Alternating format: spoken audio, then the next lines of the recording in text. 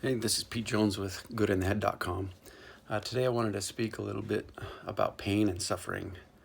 It's been a topic that has come up a lot lately within my own life, and certainly in the lives of a lot of people that I love and that I know.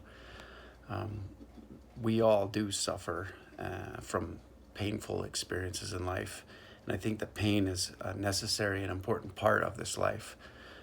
Whereas pain is inevitable, however, suffering in many instances is an option or even a choice.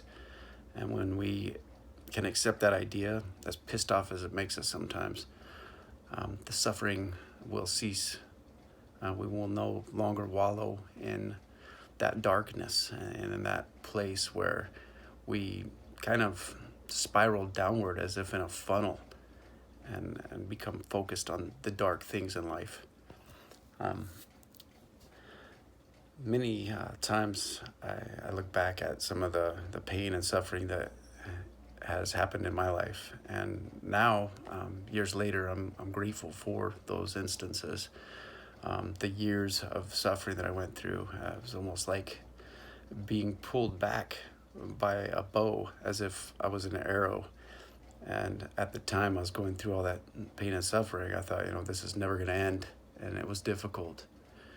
It was really challenging to keep going and to want to get up and get out of bed and go to work when I just didn't want to. I wasn't feeling it. But the one thing that got me through it all was being able to sort of refocus my energy and sort of pivot away from the suffering and begin focusing more and more upon a greater purpose than just myself. And for me, that was my sons. I've got 3 boys that are my life, and I'm so grateful for them. As they've gotten older now and gone out on their own and are creating incredible lives that they want to be living, I've been nothing but proud as I've watched all the progression and the evolution that they've made happen for themselves all along the way, and for everything that they do for themselves. They become independent, self-sufficient, contributing members of society, and they positively impact not just me, but everyone around them. And I'm incredibly proud of those boys. And refocusing my energy, my thoughts, and everything that I could away from my pain and suffering and onto them, and trying to contribute in their lives in any way that I could in a positive manner and become an influence and a positive impact for them. That saved me from a life of darkness and destruction and devastation. I made better choices and chose to become a better man because of them. And now I wonder sometimes, what if I were to lose all 3 of my kids? What would happen then? What would be that greater purpose that would keep me getting out of bed in the morning, keep me wanting to live my life?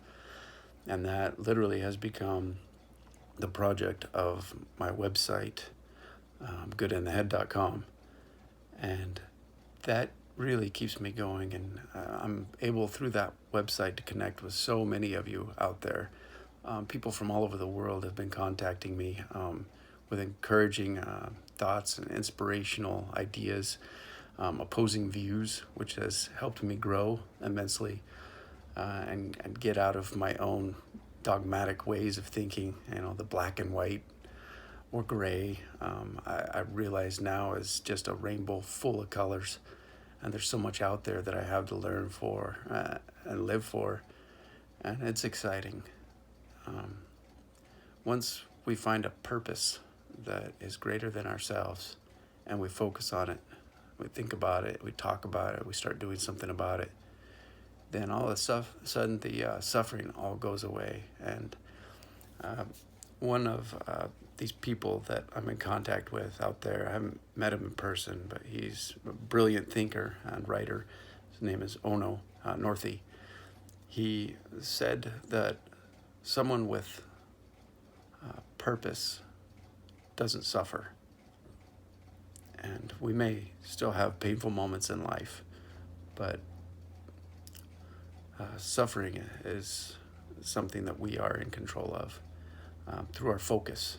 And the truth is, Earl Nightingale was a great teacher of this.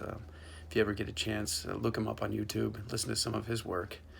He says, we are what we think about. We become more of what we think about.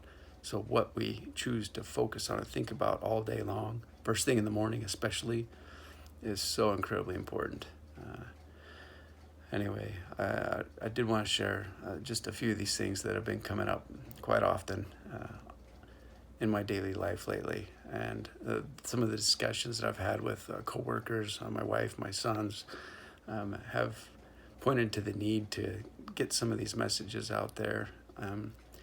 Good in the Head is really beginning to take off and grow. There will always be free information on there. I'm also in the process of designing 12 monthly classes, which will come with workbooks, shareable information, challenges, and I'm really excited about that. I'll be selling that within the year. A podcast is coming up in January. Once a month, I'll be starting that. And all of it is centered around healing and really, truly optimizing lifestyle, and especially personal development, which Jim Rohn and Tony Robbins and John Earl Schoaf speak of a lot, which is, in my opinion, one of the greatest tools there is to truly healing and helping others to do the same. I wish you well in your healing journey, and I hope that you will share this information and anything that helps you all along the way, every day of your lives, with others. Thank you.